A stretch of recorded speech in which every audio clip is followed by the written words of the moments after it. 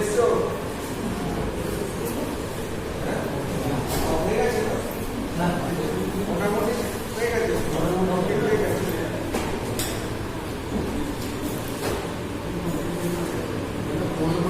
এবারে কবে পরীক্ষা? পরে সানডে, তাই তো? হ্যাঁ, যা বলেছো তাই আছে।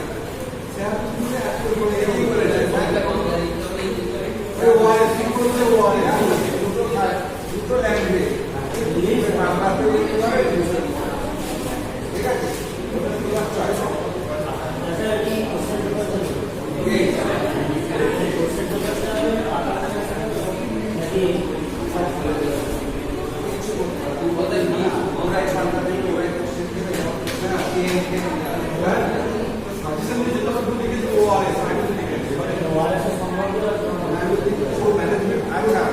আমি বলছি ধরো যে কোনো একটা মানে তোমার এসেন্সিয়াল যে গ্রাফগুলো দেওয়া আছে, যেগুলো একটা গ্রাফ তুমি যখন পড়ছো কতগুলো হেডিং এর উপরে পড়ছো, মানে একটা ইন্ট্রোডাকশন, ঠিক আছে?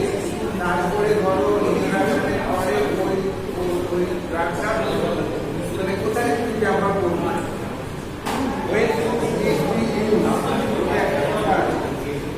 অর্থাৎ ইন্ডিকেশন অফ দ্য মেডিসিন। এর সঙ্গে তোমার মেডিসিনের মেলবন্ধনও আছে, মানে কিছু মেডিসিনাল কন্ডিশনও আছে, তার উপরে বসে থাকবে। যেমন ডায়রিয়া, ম্যালেরিয়া, এরকম তো পড়িয়েছে, রোগও তো পড়িয়েছে, এসেন্সিয়াল প্লাস ডিজিজ, ঠিক আছে? এইবার ধরো অনেক সময় ডিজিজ দিয়ে শুরু করে ড্রাগে যেতে পারে। যেমন ধরো আমরা একটা উদাহরণ দিচ্ছি, খুব সোজা উদাহরণ, যেটা তোমরা সবাই জানো, সেটা হচ্ছে MALARIA, ম্যালেরিয়া। ম্যালেরিয়াটা কি একটা রোগ, ঠিক আছে? এবার এটা সম্বন্ধে তুমি কতটা জানো? ম্যালেরিয়া রোগটা সম্বন্ধে তুমি কতটা জানো সেটা জানতে হবে। তাহলে এটা আমরা সবাই জানি ম্যালেরিয়া একটা মশা বাহিত রোগ, তাই তো? অর্থাৎ এবার কোশ্চেন কোন মশা বলো?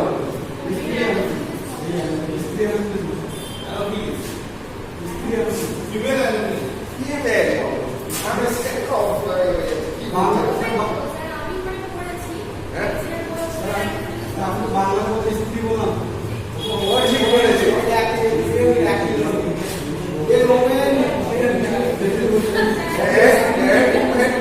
আপনার মানুষের ক্ষেত্রে ইউজ আমরা যখন মানুষের ক্ষেত্রে ইউজ করি, মশার ক্ষেত্রে মানুষ মশা মানুষ হলো, সেটা আমার কথা হবে আমরা সমস্ত প্রজাতিকে দুটো জেন্ডারে ভাগ করি, মেল ফিমেল, ঠিক আছে? তার মানে আমাকে সঠিক আনসার কি হবে? ওমেন হবে না ফিমেল হবে? তবে তাহলে ফিমেল অ্যানোফিলে একটা কথা মনে রাখবে, মশা যত রোগ ছড়ায় সব কিছু মেল মশার কোনো ব্লাড শোক করার মতো স্টিম নেই। যত পুরুষ মশা আছে ওরা ওই ভেষজ জিনিস বা জলের চুষে চুষে রস খেয়ে বেড়ায়, ওরা রক্ত খেতে পারে না।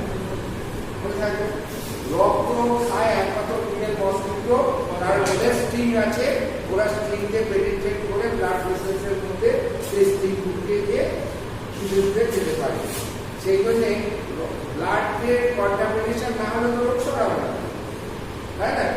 এই দুই বলো, ম্যালেরিয়াই বলো, চিকেনগুনিয়াই বলো, ফাইলেরিয়াই বলো, যাই হোক না কেন, যত মশাবাহিত রোগ আছে সমস্ত কিছু ফিমেলরা বহন করে। মনে থাকবে।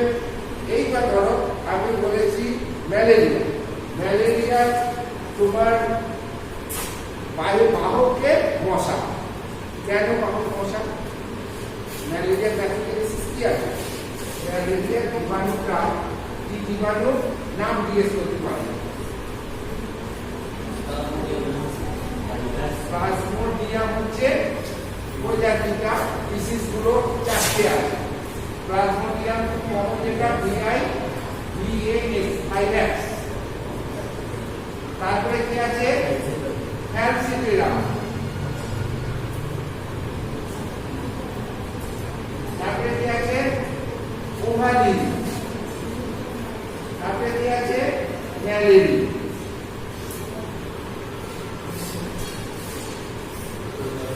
এই প্লাজমোডিয়ামের 4টে প্রজাতি ম্যালেরিয়া রোগ সৃষ্টি করতে পারে, ঠিক আছে। তার মধ্যে প্লাজমোডিয়াম ভাইরাস হচ্ছে খুব কমন, বেনাইন টার্সিয়াল ম্যালেরিয়া সৃষ্টি করে। আর প্লাজমোডিয়াম ফ্যালসিপেরাম হচ্ছে ম্যালিগনেন্ট ম্যালেরিয়া বা সেরিব্রাল ম্যালেরিয়া সৃষ্টি করতে পারে, যেটা মোর ডেঞ্জারাস দ্যান ভাইরাস। আর এই দুটো রিয়াক্ট সাধারণত দেখা যায়। বলছে প্লাজমোডিয়াম ভাইরাস কমন যে ম্যালেরিয়াটা বেনাইন টার্সিয়াল ম্যালেরিয়া, এটা কি না এই ম্যালেরিয়াটা হয় একটা নির্দিষ্ট কারণে ভোগ করে, তারপর সেরে যায়, অর্থাৎ এতে মৃত্যুর সংখ্যা খুব কম। আর ফ্যালসিপেরাম যেটা, এটা হচ্ছে ম্যালিগনেন্ট ম্যালেরিয়া সৃষ্টি করে। এটা ম্যালেরিয়ার 4টে ভাগ, চারটে ভাগ, ঠিক আছে। এই 4টে ভাগ 4টে জীবাণু দ্বারা সৃষ্টি হয়। 4টে জীবাণু কিন্তু আলাদা আলাদা। একটা জীবাণু হচ্ছে প্লাজমোডিয়াম ভাইরাস, আর একটা জীবাণু হচ্ছে প্লাজমোডিয়াম ফ্যালসিপেরাম। এরা খুব কমন। এই দুটো প্রজাতির ম্যালেরিয়া আমাদের সমাজে বেশি হয়। তার মধ্যে এই ভাইরাসটার সংখ্যা প্রায় 70%, 80%। ফ্যালসিপেরাম মাত্র 10-20% হয়। কারণ এইটা যে জীবাণুগুলো ব্রেনকে এফেক্ট করে, নার্ভাস সিস্টেম এফেক্ট করে, যার জন্য এটাকে বলা হয় ম্যালিগনেন্ট ম্যালেরিয়া বা সেরিব্রাল ম্যালেরিয়া। এবং যত মৃত্যু ঘটে ম্যাক্সিমাম এই ফ্যালসিপেরাম ঘটিত ম্যালেরিয়া। বোঝা গেল? আচ্ছা, এবারে যদি এই ম্যালেরিয়ার জীবাণুগুলোকে কারা বহন করে না ফিমেল অ্যানোফিলিস মসকিটো। আচ্ছা, এবার আমরা যখন এই লাইফ সাইকেল দেখবো,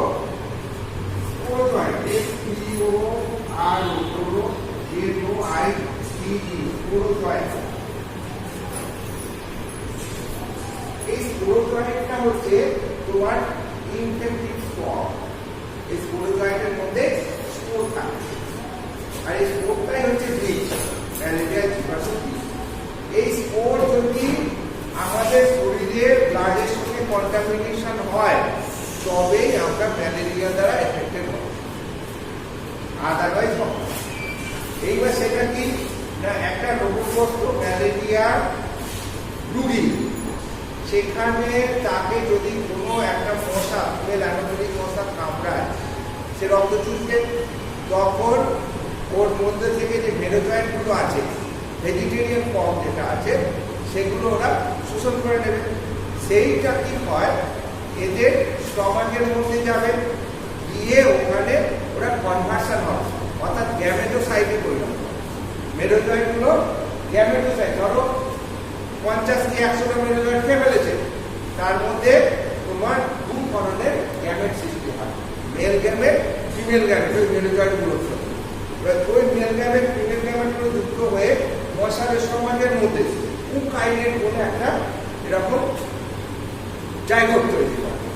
ওই জায়গাটা মাল্টিপ্লিকেশন করে স্পোরোজয়েন্ট তৈরি হয়। স্পোরোজয়েন্ট নাকি একটা থলি, যার মধ্যে অসংখ্য স্পোর থাকে। এবার ওই স্পোরোজয়েন্টটা বাস করে, স্পোরগুলো তখন জিআই ট্র্যাক্টে এসে সালাইভারি যে এগুলো আছে, গ্ল্যান্ডগুলো আছে, ডাক্টগুলো আছে, ওই ডাক্টের মধ্যে স্পোরগুলো এসে জমা হয়। এইবার ওই মশাটা করে ওর শরীরে ওই স্পোরগুলো ওর মধ্যে ঢুকে গেল। কিন্তু ম্যালেরিয়া ছিল না, ওই যে মশাটা ইনফেক্টেড মশাটা কামড়ে দিল, ওই স্পোরগুলো ওর শরীরে চলে গেল। এবার ওই স্পোরগুলো গিয়ে ব্লাডে মিশবে, ব্লাড যে সার্কুলেশন হয়ে চলে যাবে লিভারে, লিভারে গিয়ে ওটা এবার ডেভেলপমেন্ট হবে। ওইখানে স্পোরোজয়েন্টটা আবার তোমার একটা মেরোজয়েন্ট, অসংখ্য মেরোজয়েন্ট সৃষ্টি করবে। ওই মেরোজয়েন্টগুলো কি করবে, লিভার থেকে বেরিয়ে ব্লাড স্ট্রিমে আবার চলে আসবে, এসে ব্লাডের মধ্যে সাদা কেটে কেটে খাবার খুঁজবে। ওদের সবচেয়ে প্রিয় খাবার কি জানো? ওই যে ব্লাড সেলের মধ্যে যে হিমোগ্লোবিনটা আছে, আরবিসির মধ্যে যেমন হিমোগ্লোবিন আছে, ওই হিমোগ্লোবিন হলে প্রিয় খাদ্য, ওইটা খুঁজবে, যার জন্যে ওটা কোথায় পাবে? আরবিসির মধ্যে। আরবিসিটা আরবিসিকে প্রেডিক্টেড করে ওর ভেতরে ঢুকে যাবে, ঢুকে গিয়ে ওখানেও মাল্টিপ্লিকেশন করবে, একটা মেরুজয়েন্ট থেকে আরো অনেক মেরুজয়েন্ট তৈরি করবে, করে আরবিসিটা ফেমাইল হয়ে গিয়ে ফাস্ট করে যাবে, আবার মেরুজয়েন্টগুলো বেরিয়ে পড়বে, বেরিয়ে অন্যান্য আরবিসিগুলোকে ফাটাফাট অ্যাটাক করবে, ওখানে ওই হিমোগ্লোবিনগুলো খেতে থাকবে, মাল্টিপ্লিকেশন করতে থাকবে। এরকমভাবে মাল্টিপ্লিকেশন করতে করতে যখন বেড়ে যাচ্ছে তখনই কাঁপুনি দিয়ে জ্বরটা, যখনই প্যাথোজেনের সংখ্যা প্যাথোজেনিক লেভেলে যে পৌঁছাচ্ছে তখনই আমার শরীরে এই কাঁপুনি দিয়ে জ্বরটা চলে আসে। বুঝতে পেরেছো? এইবার ওইগুলো যে এপিসোডটা চলে যাবে মেরুজয়েন্টগুলোকে আবার ওরা রেস্টিং ফেজে চলে আসবে, তখন জ্বরটা চলে যাবে। আবার ওরা যখন আরবিসিগুলোকে ধরবে, ধরে আবার মাল্টিপ্লিকেশন করবে, আবার করে হিমোগ্লোবিন খেতে খেতে এইরকম ভাবে কন্টিনিউ এটা চলতে থাকে। তার ফলে কি হয়? পেশেন্টটা অ্যানিমিক হয়ে পড়ে, দুর্বল হয়ে পড়ে, রক্ত কমে যায়, তার জন্য হাইপোভলিউমিয়া দেখা যায়, একসময় হাইপোভলিউমিক শকে।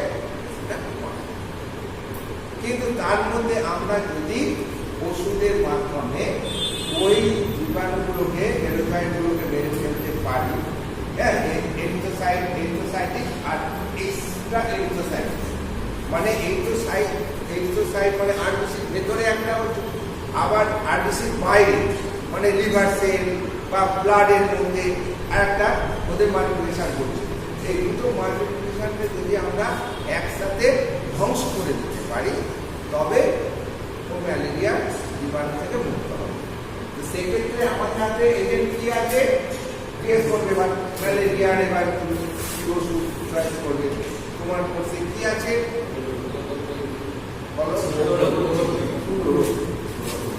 এরা বলে ক্লোরোকুইনের সাইড এফেক্ট করে, ক্লোরোকুইনের ডোজ বলে।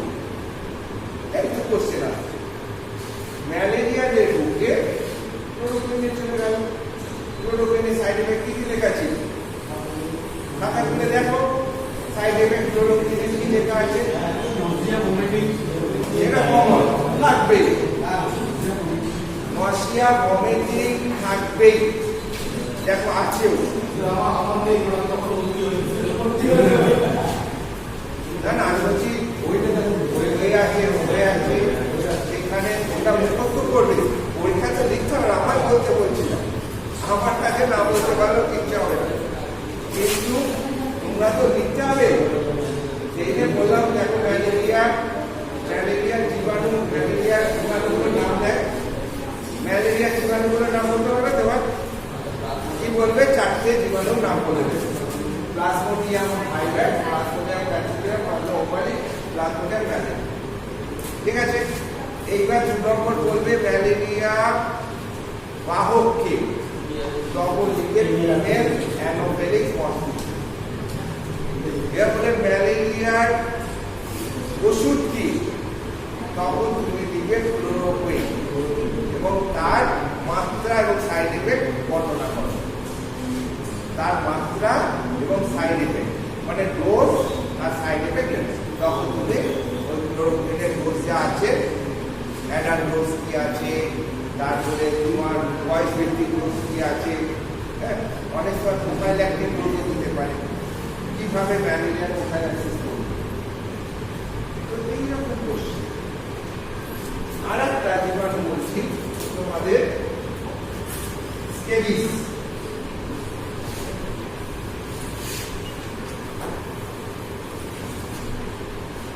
পেডিকুলোসিস,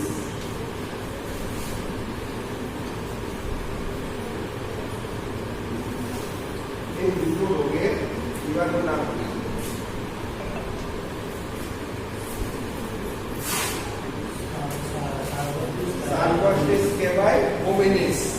তাই তো, হ্যাঁ, এটা হচ্ছে তোমার স্কেবিসের জীবাণু নাম।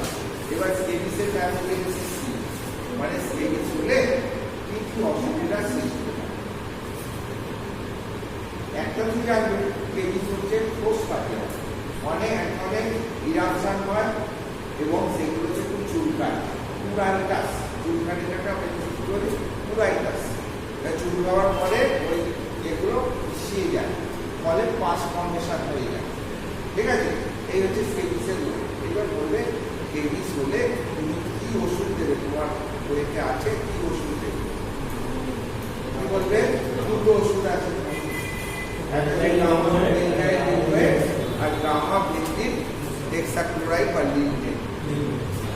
এই যে দুটো ওষুধ আছে, এটা কিভাবে করবো? এটা এক্সটার্নালি প্রয়োগ করা গামা বেঞ্জিন হেক্সাক্লোরাইড, এটা লিনডেন, এটা মোর এফেক্টিভ দেন। তুমি আগে এখানে বললে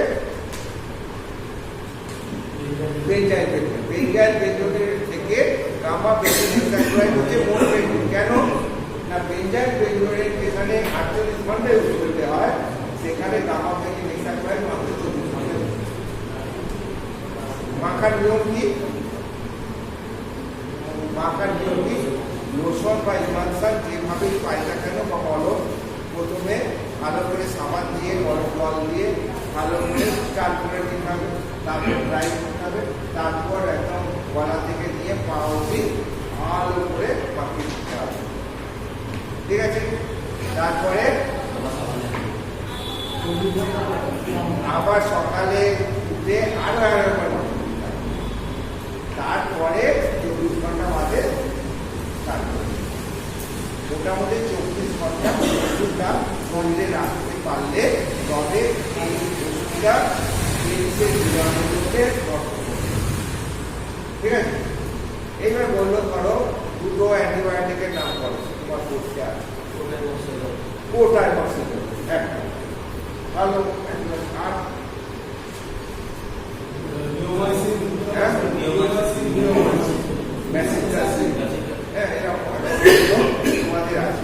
এবার কোটাইমক্সোজলের কি কি এজেন্ট থাকে?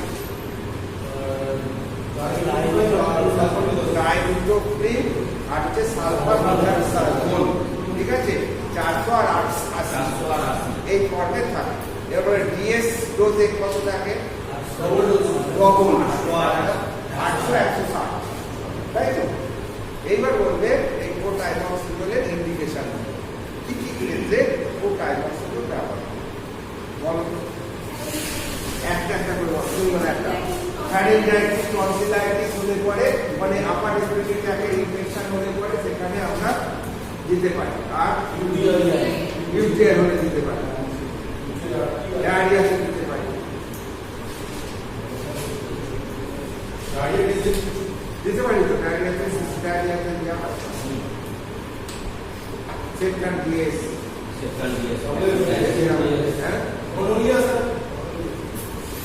যে কোনো স্কিন এর সব কিছু তাই তো, পেছামের সমস্যা, রেসপিরেটরি সমস্যা, গলার সমস্যা, টনসিলের সমস্যা, সব কিছু ইনফেকশনের সমস্যা, ঘা পোড়া কাটা চেরা, এগুলো শুকাবার জন্য এটা দেওয়া হয়। যতগুলো মনে থাকবে ততগুলো লিখে দেবে। এইবার বলে কোটাইমক্সোজল খাওয়ার ফলে কি কি সাইড এফেক্ট দেখা দিতে পারে? যদি একটা কথা বলবে, যদি পরীক্ষাতে হাইপারসেনসিটিভিটি থাকে তবে র্যাশ বেরোবে, চুলকাবে, শ্বাসকষ্ট দেখা যাবে। এটা হচ্ছে তোমার অ্যালার্জি। যে কোনো ড্রাগেরই একটা অ্যালার্জি থাকতে পারে, ম্যান টু ম্যান ভ্যারি করে। আমার না থাকতে পারে, অন্য কারো থাকতে পারে। সেই জন্য কথাটা লিখে দিতে হবে, যদি হাইপারসেনসিটিভিটি থাকে, অর্থাৎ ওটার নাম মনে থাকে, যদি অ্যালার্জি থাকে সোজা ভাষা, তবে অ্যালার্জির ম্যানিফেস্টেশন দেখা দিতে পারে, একটা সাইড এফেক্ট হবে।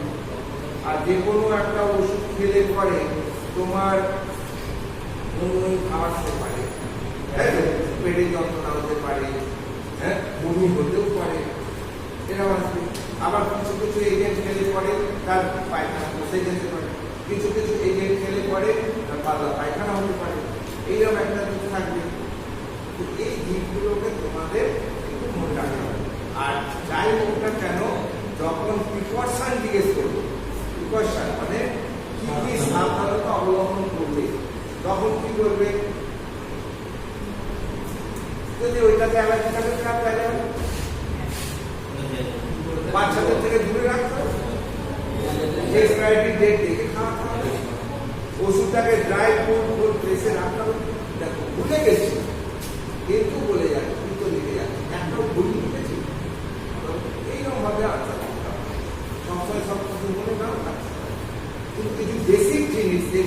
সবাইকেই ঢুকিয়ে দেওয়া যায়, সেগুলো তোমার ঢুকিয়ে দেবে যেখানে যেখানে লাগবে। অর্থাৎ প্রিপারেশন এমন একটা জায়গা যেখানে তুমি খাতা খালি রাখবে না। 3-4টে জিনিস তো চলবে, বাচ্চাদের থেকে সমস্ত কিছু করে রাখবে, তাই না? অ্যালার্জি থাকলে পরে সেই ওষুধটা ভালো ওষুধ না, যে ওষুধই হোক, তাই তো? সব ওষুধই এক্সপায়ারি ডেট দেখে খাওয়ানো উচিত। যদি এক্সপায়ার করে যায় সেই ওষুধ আর ওষুধগুলোকে সংরক্ষণ করা উচিত, সেখানে ড্রাই কুল প্লেসে ওষুধগুলো রাখতে হবে। এই কথা মনে রাখবে। এর সঙ্গে যে একটা স্পেসিফিক আছে, যেমন ধরো যেসব ওষুধগুলো খেলে সাইড এফেক্টে দেখবে ঢুলুনি আছে, ডালচিনেস আছে, হুম ভাব আছে বেশি, সেই সব ওষুধগুলো খেয়ে কখনোই মেশিন চালানো উচিত না, ড্রাইভিং করা উচিত। এটা ইজিলি লিখে দিতে পারে। সাইড এফেক্টে যে দেখছো যেমন হচ্ছে যত অ্যালার্জি, অ্যান্টি অ্যালার্জি মানে হচ্ছে তোমার লিভোসিটিন হোক, সিট্রিজিন হোক, ক্লোরফেনামাইড হোক, যত অ্যান্টি অ্যালার্জি ড্রাগ আছে তাদের খেলে পরে কোডিং হোক, খেলে পরে দেখবে হুলুনি আসবে, ঘুম ঘুম ভাব আসবে, ড্রাউজিনেস আসবে। তো সেই সব ওষুধগুলো যখন খাবো তার সঙ্গে নেশা করা যাবে না, একটা পয়েন্ট লিখবে। অ্যালকোহল বা অন্যান্য অন্য নেশার জিনিস চলবে না, আর 2 নম্বর মেশিন চালানো চলবে না, 3 নম্বর ড্রাইভিং করা যাবে, গাড়ি চালানো যাবে। তো অলরেডি এরকম চলে আসবে, ঠিক আছে? আচ্ছা, এবার ধরো তোমাদের বললো যে ওয়ার্ড কৃমি কতখানে আছে, তুমি কতগুলো কৃমির নাম জানো বলে যাও, বললো। কৃমিগুলোকে আমরা কি বলি? হেলমিথ, অর্থাৎ হেলমিথোলজি বলে একটা বই আছে, তাতে যত কৃমি আছে সব কৃমিগুলো সম্বন্ধে লেখা আছে। দুটাতে হেলমিথ কি জিনিস? হেলমিথ হচ্ছে এক ধরনের মানে পরাশয়ী নন ভার্টিব্রেট, কারণ যত হেলমিথ আছে কেউ ভার্টিব্রেট নয়, সব নন ভার্টিব্রেট, নরম কেঁচোর মতো, তাই তো? বোনলেস, স্পাইনলেস, এইরকম যে সমস্ত পরাশয়ীগুলো মানুষের বা হোস্টের মধ্যে বসবাস করে সেই হোস্টেল থেকে খাদ্য খাবার খেয়ে সেই হোস্টেল মধ্যে প্যাথোজেনেসিস সৃষ্টি করে তাদেরকে বলছি আমরা হেলমিথ। এরকম হেলমিথগুলোর নাম বলো, বলবে রাউন্ড ওয়ান, ডিপ ওয়ান, তাই তো? ইন ওয়ান, তারপরে চেড ওয়ান, হুক ওয়ান। তো এইরকম যতগুলো ওয়ার্ম মনে থাকবে সব নাম লিখে দেবে, ঠিক আছে? এইবার বলছে যে এই হেলমেটগুলোকে মারার জন্য বা এদের চিকিৎসা করার জন্য তোমার হাতে কি অস্ত্র আছে? তোমার ঘুষে কি আছে? এবার বলো নিবেন্ডাজলের ডোজ আর হচ্ছে সাইড এফেক্ট আলোচনা করো। নিবেন্ডাজলের ডোজ আর সাইড এফেক্ট আলোচনা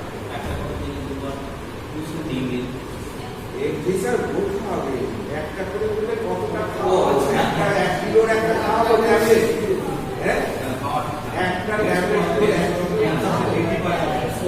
দেখো 1 গ্রাম মানে কি তোমার নিবেন্ডাজল 100 mg করে ট্যাবলেট হয়, 6টার একটা স্টিক থাকে, তোমরা জানো।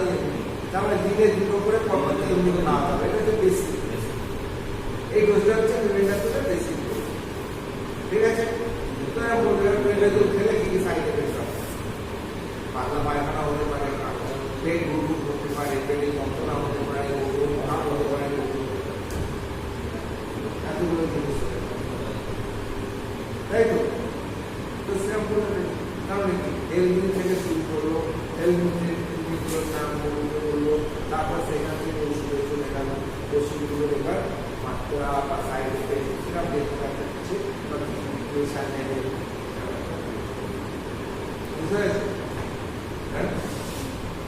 একটা মলমের নাম বলো তোমাদের কোর্সে আছে, যেটা 2টো অ্যান্টিবায়োটিকের তৈরি। এই মলমটা তুমি কিসে কিসে ব্যবহার করো? যে কোনো ব্যাকটেরিয়াল ইনফেকশন, মানে এরা যেহেতু অ্যান্টিব্যাকটেরিয়াল, তার মানে যত ধরনের ব্যাকটেরিয়াল ইনফেকশন আছে সেই ইনফেকশন দ্বারা যে সমস্ত প্যাথোজেনেসিস ঘটে তাতে তোমার কিছু করবে এক্সটার্নাল, একটা মলম খাবার জিনিস না। তার মানে এক্সটার্নালি যদি কোনো স্কিন ইনফেকশন হয়, সব টিস্যু ইনফেকশন হয়, বা কোনো ফোড়া হয়, বা কার্বন হয়, কাটি মুভ হয়, সেখানে আমরা এই ধরনের এই লিন্ডের বা ক্যালামাইন লোশন কীভাবে তৈরি করা হয় তো দেওয়া আছে। ক্যালামাইন লোশন কীভাবে প্রস্তুত করা হয় দেওয়া আছে।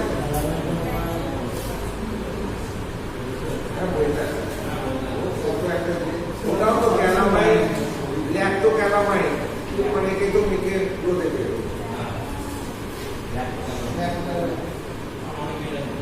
তো ওই ক্যালামাইন লোশনের এতে একটা ফর্মুলেশন আছে, এত গ্রাম দিয়ে একটা লোশন বানানো হয়, আছে না?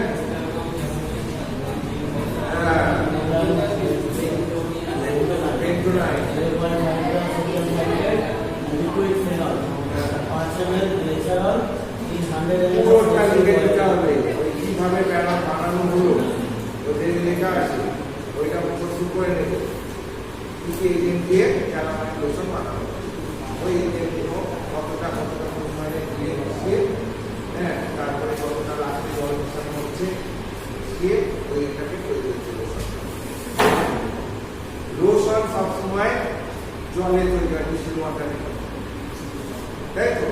হ্যাঁ, অয়েনমেন্ট সবসময় জেল বা তোমার ভেসলিন বা পেট্রোলিয়াম জেলি এর মধ্যে ওষুধগুলো মিশিয়ে অয়েনমেন্ট তৈরি করে, বুঝলে? যেরকম বেশি কিছু আছে, এক ধরনের গ্লিসারিন মিশিয়ে করা হয়। তো এরকম বেসগুলো এরকম দেওয়া হয়। কাপ সিরাপ বলতে তো নেই, কিন্তু কোডেইন আছে। কোডেইন হচ্ছে একটা কাশির ঔষধ। কোডেইন কিভাবে কাজ করে? কোডেইনের কাজ কি? Antihistaminic, anti-allergic plus anti-calf centre suppressant. কাশির যে সেন্টারটি কাশি মিলিয়ে করে, সেই কাশির সেন্টারটাকেও ও সাপ্রেস, ফলে এই তিন ধরনেরই কাজ আছে। ফুসফুসে ইরিটেটিং যে কাফ, সেই কাফগুলোকে বন্ধ করতে পারে। এটা খেলে পরে সাইড এফেক্ট কি হতে পারে? আর কি বিপদ শান্তি দিলে উপরে খুব কনস্টিপেশন হয়েছে, তোমার ভান্ডারে কি ওষুধ আছে যেটা তুমি খেলাম? বিষগুলো খাওয়ার নিয়ম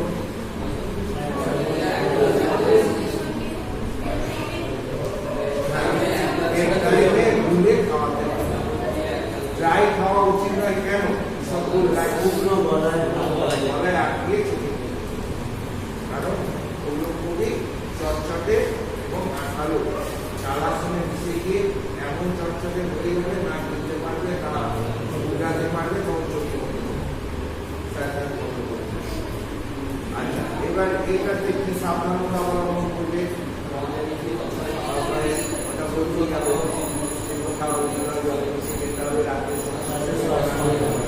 এর জন্য কি সাইড এফেক্ট দেখা দিতে পারে? পেট ভার হতে পারে, পেট ঘুরবার করতে পারে, গ্যাস পয়দা হতে পারে,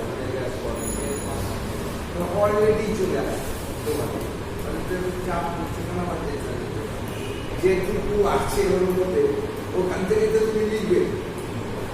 তা আমি যদি পড়ে আসি, আমাকে যাই জিজ্ঞেস করবো না কেন বা যাই লিখতে দিই না কেন, আমি লিখবো। তবে আমি একটা অ্যাডভাইস দেবো, এত লিখতে হবে না। সঠিক জিনিসটা যদি 2-4 লাইনে হয়, ওই 2-4 লাইনে লিখতে তা আমি কোনোদিন লিখে দেবো। এখানে পরীক্ষা হয় দেখেছি,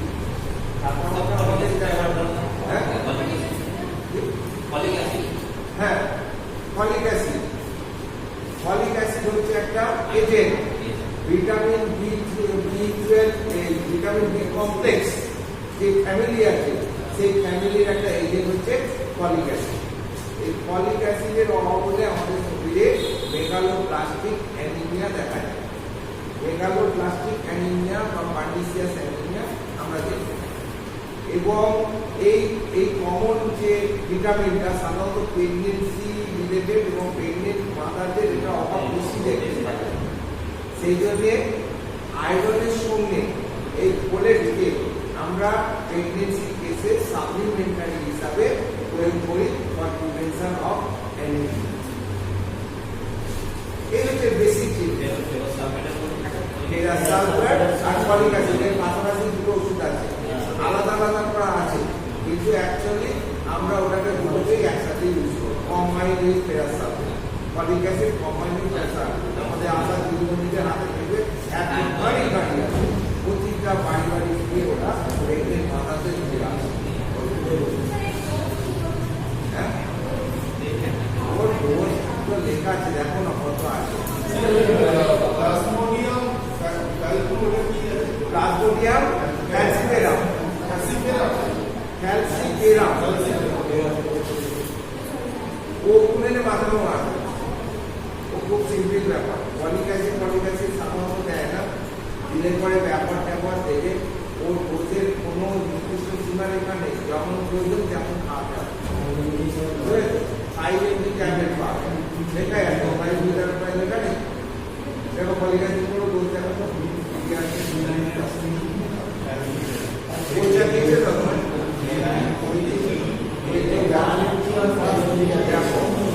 1 mg and 5 mg ট্যাবলেট দিতে পারে।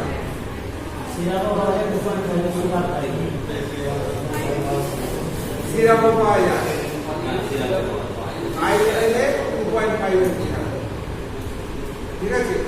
এগুলো প্রয়োজন মতো দেয়া, যতটাই যা প্রয়োজন তাদের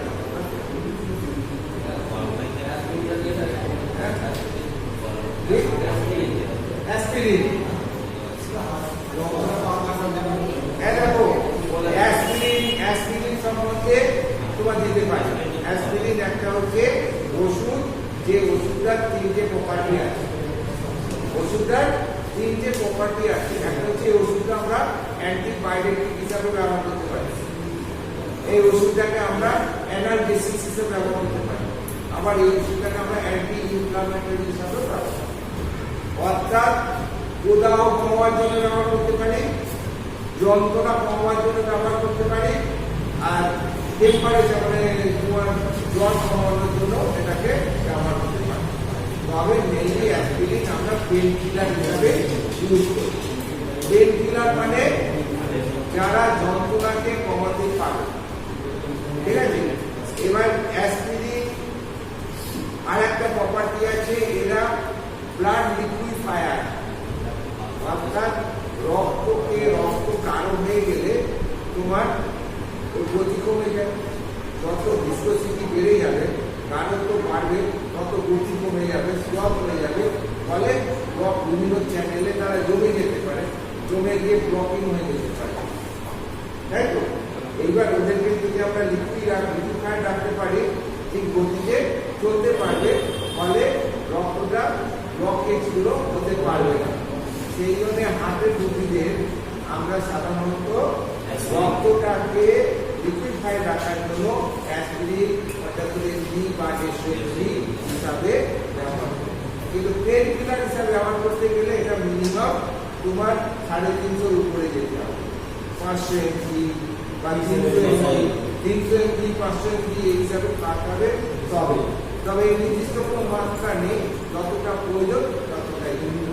যন্ত্রণা কমে গেলে দাঁতের যন্ত্রণা, কোমরের যন্ত্রণা, গাঁটের যন্ত্রণা, মাথার যন্ত্রণা, কানের যন্ত্রণা, চোখের যন্ত্রণা, যত কিছু যন্ত্রণা আছে সবেতে অ্যাসপিরিন ইউজ করা যায়, ঠিক আছে। হ্যাঁ, ওটা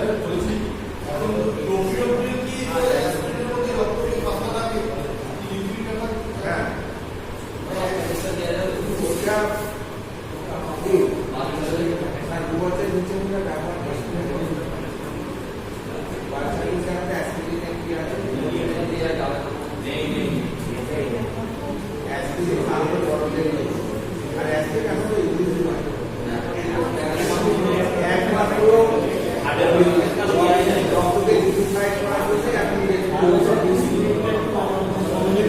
স্পিকার মুদিখানার দোকানে দিয়ে করে ডাক্তাররাও লেখে গাঁটের জন্য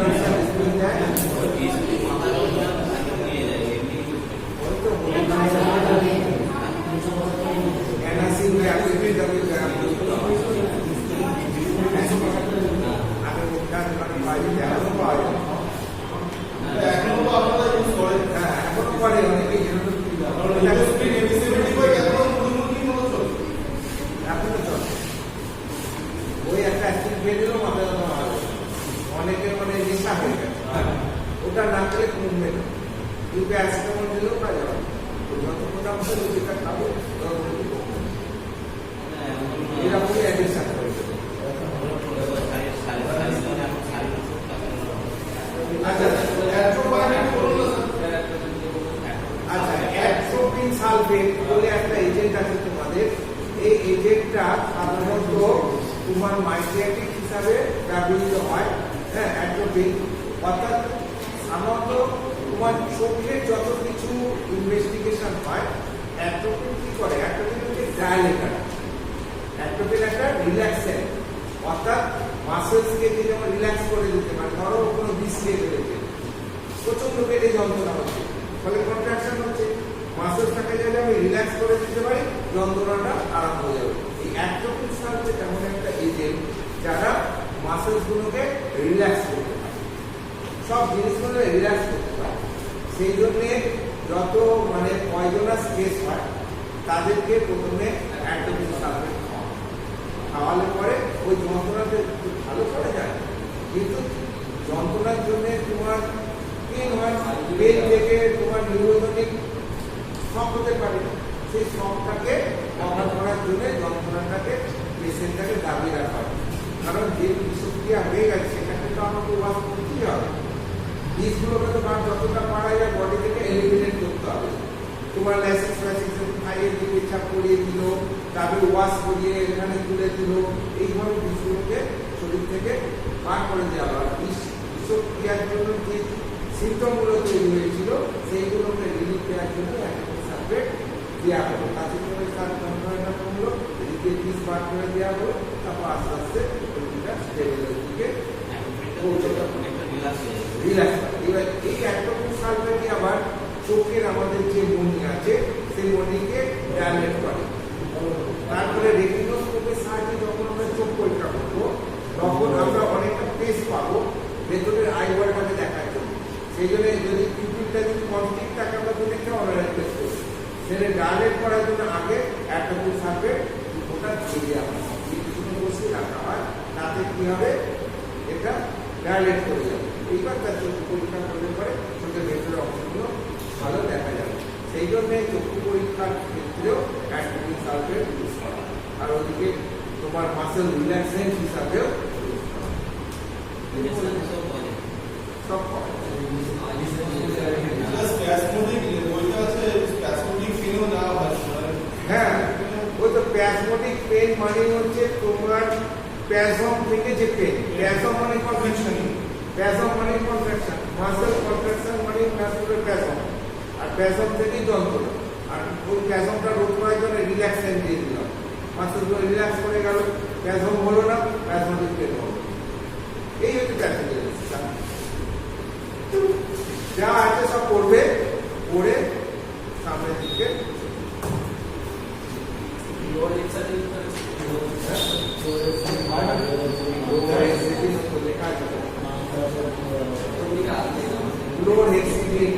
তোমার এটা তো একটা হচ্ছে অ্যান্টিবায়োটিক, এবং এই যে আমাদের ওরাল যত ইনফেকশন গুলো হয় ওদের দাঁতের ডাক্তাররা বেশি ইউজ করে, ওরাল এর মধ্যে প্রিপারেশন ইউজ করা হয়, মাউথওয়াশ হিসেবে ইউজ করা হয়, অনেক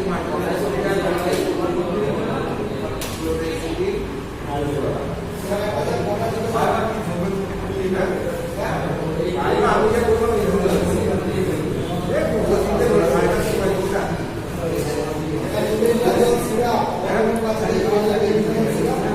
হ্যাঁ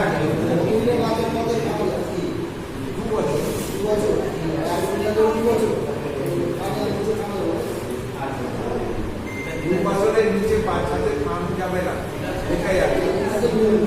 তবে একটা সুবিধা কি 2 বছরের উপরে ডোজ হলে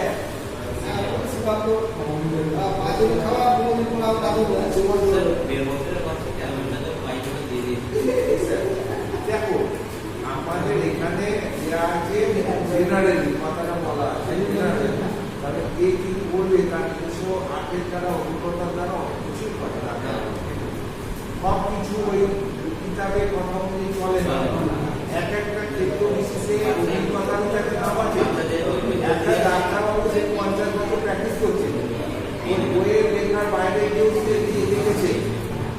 যে 1.5 বছরের বা 1 বছরের বাচ্চাকে ইভেন্ডাজোল অর্ধেক ডোজে বা ইভেন্ডাজোল অর্ধেক ডোজে ব্যবহার করে সে ফল পেয়েছে এবং বাচ্চাটার কোনো ক্ষতি হয়নি, তখন সে ওভারডোজ করে। কিন্তু টিকা অনুযায়ী চললে পরে তুমি সেটা পাবে না। সেই জন্যে ডাক্তারের শিখতে গেলে শুধু বই বললেই তো ডাক্তারের শিখতে যাবে না। এই জন্যই তো হসপিটালগুলো, ওই জন্যই তো সিনিয়র জুনিয়রের ব্যাপার। তবে সিনিয়ররা সাধারণত মোর এক্সপিরিয়েন্স দেন জুনিয়র। সিনিয়ররা যে জিনিসগুলো দেখতে পেয়েছে সেগুলো তারা জুনিয়রদের বলে এটা করে এই করবে, এই করবে, এই করবে, দেখো তুমি এই বইটা করছো বটে, কিন্তু এটা করে দেখো, দেখবে রেজাল্ট পাবে। তখন সে শিখে গেল, সেও করবে, সে তার সিনিয়র যারা আছে তাদেরকেও সে শিখেই গেল। এই বই আসছে হ্যাঁ, করবে, কম্বিনেশন আছে। এইবার দেখো যত এখন কি হচ্ছে না, আমরা কম্বিনেশন হতে সরে আসছি। আমরা সিঙ্গেল, আমাদের সরকার বলতে সিঙ্গেল দাও, বাইরের আমরা চিকিৎসাগুলো যখন দেখছি সেখানেও ডাক্তারগুলো কিন্তু খুব সিঙ্গেল মেডিসিন ইউজ করে। আমি বলে আমি একটা উদাহরণ দিচ্ছি, আমার এখানে এরকমভাবে ওষুধ খাওয়ানো হয় এই মুক্তির মতো, বাঙ্গালোর বা চেন্নাই সাইডে সেরকম ওষুধ খাওয়ানো হয় না। আমি বলছি আমার এখানে বাইপাস করতে আমি ব্যাঙ্গালোরে গিয়েছিলাম, মানে কত বড় অপারেশন, বুঝতে পারো 8 ঘন্টার অপারেশন, পুরো সেই বুক ছিঁড়ে করলো। তার জন্য আমাকে পেইন কিলার হিসেবে অনলি প্যারাসিটামল ছাড়া অন্য কোনো ওষুধ দেয়নি। শুধু প্যারাসিটামল 1 গ্রাম পার ডে 3 গ্রাম আমাকে খাইয়েছিল। আমি তো আমার ঘুমোতে আমাকে ঘুম আসবে, আমি যে ঘুমের ট্যাবলেটটা খাই চলবে না। আমি যে পায়খানা হচ্ছে না, একটু পায়খানা খাই পায়খানা করতাম, যেটা আসতো ঠিক এখন খাবার করছে না বলে পায়খানা হসপিটালে যখন খাবার করবে পায়খানা তার জন্য ওষুধ যাবে, ওরা কোনো ওষুধই দিচ্ছে না। প্লাস আমি হচ্ছে আমাকে একটু উঠিয়ে দিয়ে বলবো যে আমি নিজে নিজে উঠবো, আমাকে আমার হাতটা যদি চলে যায় কিছু শরীরটা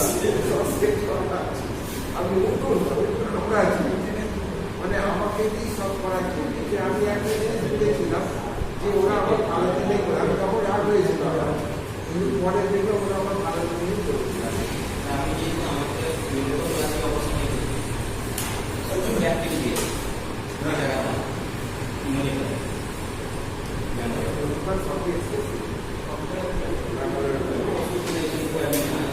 আমি জানি মণিপাল সবচেয়ে এক্সপেন্সিভ হচ্ছে মণিপাল।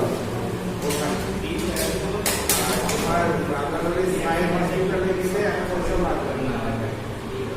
আর আমাদের মেডিসিন হসপিটাল হচ্ছে আমি মেডিসিন আন্ডারে করেছিলাম বাইপাস নারায়ণ এখানে নয়, বাঙ্গালোর যে নারায়ণ যেটা মেডিসিন কোথায় মুভি দেখে ওইখানে নারায়ণ ওদের ব্রাঞ্চ এখানে আগে আরেকটি এখানে শুনে করতো একবারে হসপিটাল করেছিল নারায়ণ হেলথ করেছিলাম আলাদা আগে ওখানে সেটা আছে। প্লাস আমার ওখানে করেছে কিন্তু সে ঠিকাতে ছিল ব্যাপারটা বসে অ্যাক্সেস করতে পারে না। এদিকে আছে আমি 3 দিন ধরে কে তবে তার টাকা পেলাম, প্রথম দিন ওই 10টা রুটি থাকে ওই আবার তারপরে রিলেটিভ ছিল, সে গিয়ে ওদের ওই দক্ষিণী ভাষাটা সব করলো, সমস্যা খাইলে একটা সামনে ওরা কালকে 7টা বাড়ি এলাম, তারপরে ভাষা নাহলে ওরা যেতাম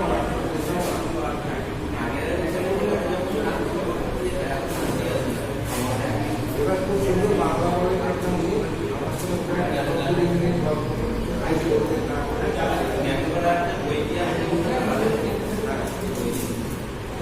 বাংলার সব করা হসপিটালের দোকান বলে একদম পারফেক্ট।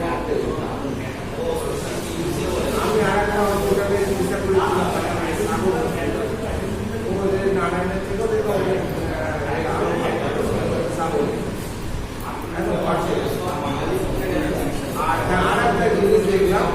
তোমার অধিকাংশ স্টাফ আর কি বাঙালি। যারা রেজিস্টার করছে তোমার কোনো অসুবিধাই হবে না। যে নার্সটা আমাকে দেখছে সে ফ্লুয়েন্ট বাংলা বাঙালি